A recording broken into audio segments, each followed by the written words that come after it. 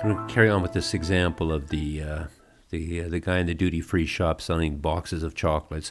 We've got the demand curve again as before, and remember I said the price is $12. You don't buy any boxes. If on the other hand the price is zero, boxes are free, then you take 24 of them.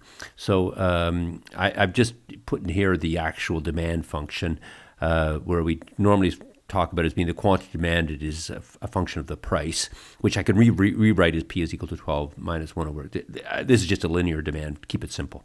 So as I said before, if the price is $9, then you would buy 6 boxes. And if, for example, you're to buy, the price were $11, it happens that you'll buy 2 boxes. And again, I'm thinking that the seller happens to be a mind reader and he knows your demand function, demand curve. On the other hand, if the price is $6, then you would buy 12. Notice something here too. If the price were $6, you'd buy 12. Well, you'd be $72. You don't have $72, but so the demand curve wouldn't actually look like this because of the amount of money you have. But again, that's not really important. We just have to truncate the demand curve. And once again, I said if we can look at the green areas being the total revenue. So, for example, if he were to charge $11, you'd buy 2 boxes. His total revenue would be $22. And if he charged $9, his total revenue would be $54 as is shown here. Keep in mind, total revenue is the price he sells them times the number of boxes you happen to purchase. So I can consider all these different possibilities for this guy, and let's put that into a table, and that's what I've done here, where you've noticed that I've got the price of $11, the quantity purchased would be 2, so the total revenue, I've listed the total revenue. And again, the point where he'd have $6, charge $6, you'd buy 12, it's $72. It actually would stop before that because you don't have enough. So I've got the equations up here. Total revenue is price times the quantity. I've also put in the demand function. I want to introduce a new concept here, and I'm going to be using the word marginal. Again, in this case, it'll be marginal revenue. It's actually very, very relevant for understanding monopoly. Marginal revenue is defined as being a change in the total revenue divided by the change in the quantity. So the notion here is the following, is that in order to get you to purchase another box, he has to lower the price, which means in effect he's going to be selling all of the boxes up to that point at a lower price than before, which has an effect on his total revenue, the cash he's going to get from you. Let's take a look at what this means in practical terms. If, for example, he charges a price of $11 and you're going to buy 2 boxes, total revenue is $22. If he lowers the price to $10, following the demand function, you would buy 4 boxes for total revenue of $40. But what that means also, his total revenue would increase by, for those 2 extra boxes you're selling, his total revenue would increase by $18. You can see it as 40 minus 22. But he'd be selling 2 more boxes to you. So we say the marginal revenue for these 2 boxes is going to be $9. If we go ahead to the next, lowers the price to $9, he will sell 2 more boxes to you, total of 6 boxes. Those 2 extra boxes are going to bring to him $14 in extra revenue that he didn't have before. So keep in mind, the marginal means change in. So we're looking at the change from 40 to 54, $14 extra, 2 extra boxes. So now the marginal revenue of these boxes is going to be $7. Once again, if he lowers the price to $8, you will purchase 2 more boxes. His total revenue will increase by $10. So we can say that this extra revenue of $10 is $5 per box of those 2 individual boxes. So in each case here, I'm taking the change in the total revenue and dividing by the change in the quantity. Change in the quantity is always 2. The change in the revenue, of course, is going to be different. Here it's 3, 1, and then minus 1.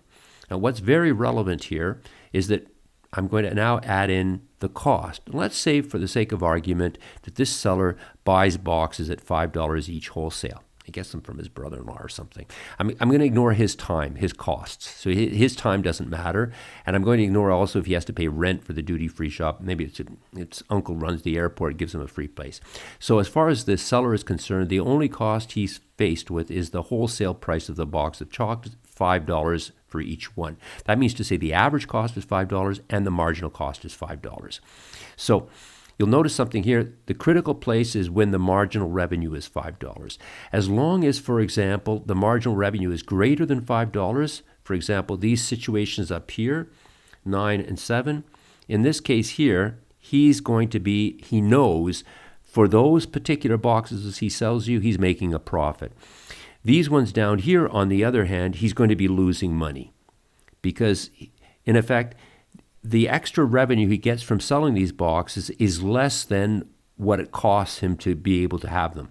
So he wants to stop at the point where the marginal revenue is equal to the marginal cost. Now, if you remember from the case of perfect competition, I said the price is equal to the marginal cost, and that was in part because the price never changed. They were price takers. In the case of a monopolist, on the other hand, the price does change because the monopolist faces a downward sloping demand curve. So a slight complexity is now to refer to this as not the price, but instead the marginal revenue. And in actual fact, the marginal revenue is just a more general term for the price, because if the price never changes, then it means the marginal revenue. For a firm in perfect competition, each time they sell you a new product, their revenue, total revenue, will increase by the price because the price never changes. That's not the case of the monopolist. So the generic rule now is going to be when the marginal revenue equals the marginal cost, a firm should stop. Now we can take a look at what the economic profit will be in this case, and we can see it over here. If, for example, the total cost is $10, the total revenue is $22, then he'd be making a monopoly profit of $12. In this case, it's going to be $20. In this case, it's going to be 54 minus 30. So I'm going to bear in mind that the economic profit is defined as the total revenue minus the total cost. So this will be $24. This is going to be also $24. And now in this case, it's going to start to decrease. So it wouldn't make sense for him to sell here. This one would be 72 minus, going to be $12. So this is why he would choose this particular location here. In fact, the point of this is why these two are the same here. Well, the sense of it is that if for example, he were to go to $8, in effect, the marginal revenue of these last boxes is $5, and that's what it costs him, so it shows up that the economic profit is not changing. That's why it's $24.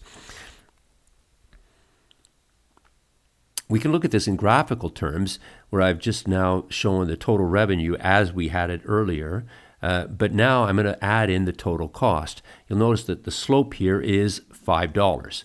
So, for example, each box he sells you is increasing his cost by $5. Notice that there is no sunk or fixed cost. All I'm considering now is the cost. So the average cost is equal to the marginal cost. What he wants to do, the seller, is to, in effect, to find the space where the total revenue, just so we make this clear what this total cost is about, is if, for example, he were to sell you 3 boxes, and it's going to cost him $15, that would be the total cost. If 5 boxes, it would be $25 and so on. That's why it has a constant slope. Now, the firm wants to maximize the spread or the vertical distance between the green line and the red line. That's the total revenue less the total cost. So if, for example, you were to pick a point on the left over here, the price you'd be charging is too high.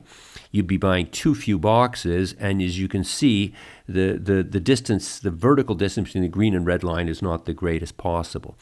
If you were to pick a point over here, when the price would be too low, you'd be buying too many boxes, and once again, the distance between the green and the red line is going to be smaller.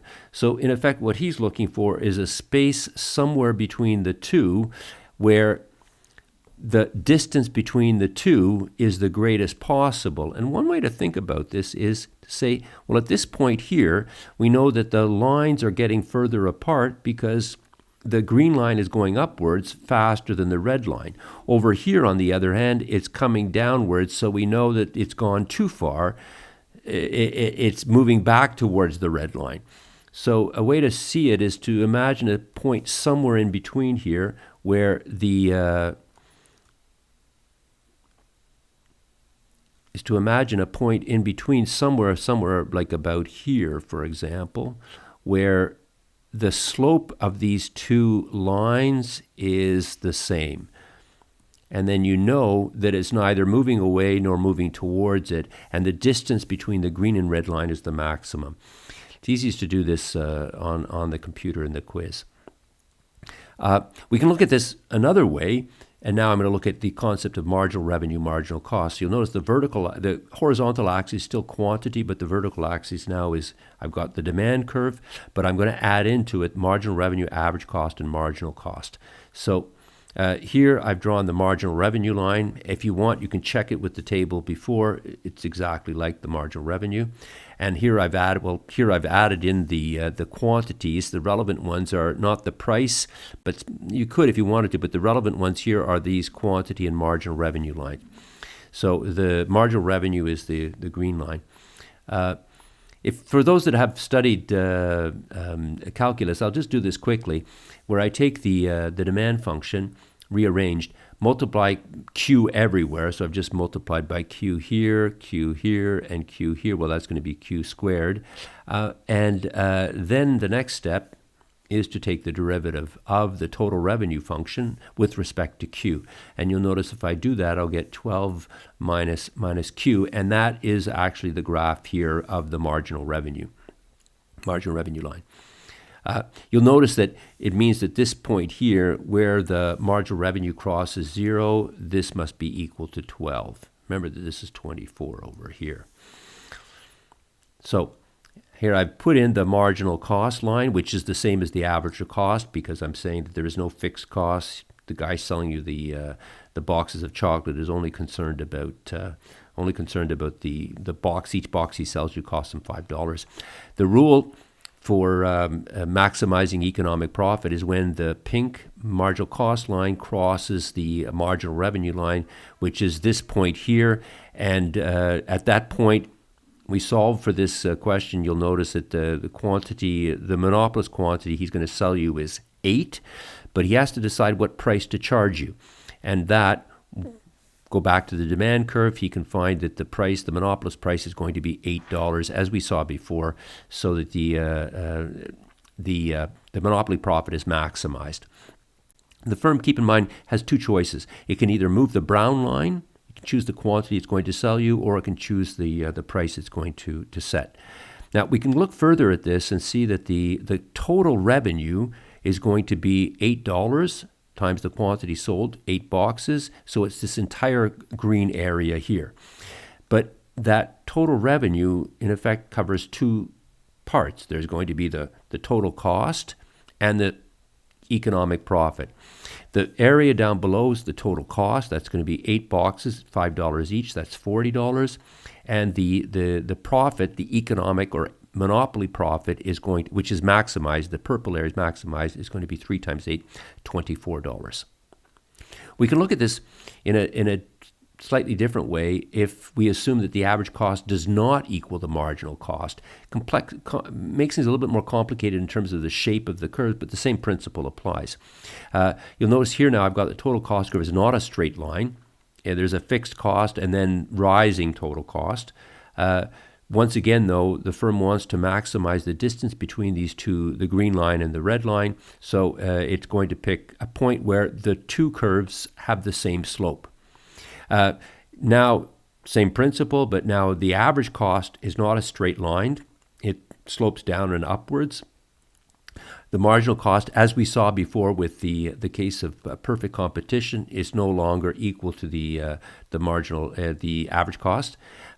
Marginal revenue is exactly as I illustrated before, but now the place where the marginal cost crosses the marginal revenue is going to be the place where the firm maximizes its economic profit, as before.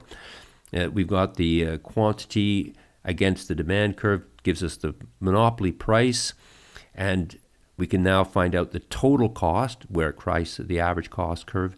Total revenue is, we've got economic profit, and the total cost is the area below the average cost curve. The entire area PM times QM is going to be the total revenue.